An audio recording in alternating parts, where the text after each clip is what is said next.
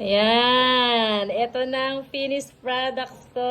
O, diba? Nilagyan ko pa yan ng egg. So, pwede pa rin nating patakan to, ha? Ayan. Patakan pa rin natin. Trace mineral. So, yung pinanghugas ko kanina, dahil lang tanglanta, ay trace mineral. So, lalagay na natin. Yan.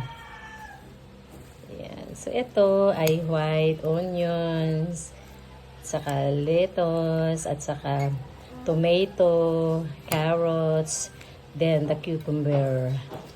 Yan. Lagay natin lahat. Ayan. So, alam ko, takam na kayo ngayon. Pwede na to.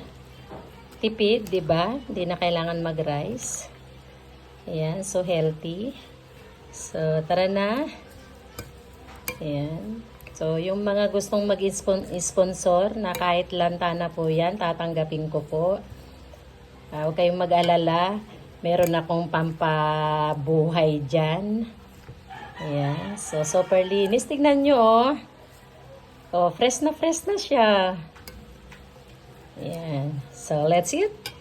Nakakatulong po itong trace minerals natin. Huwag niyong kalimutan to.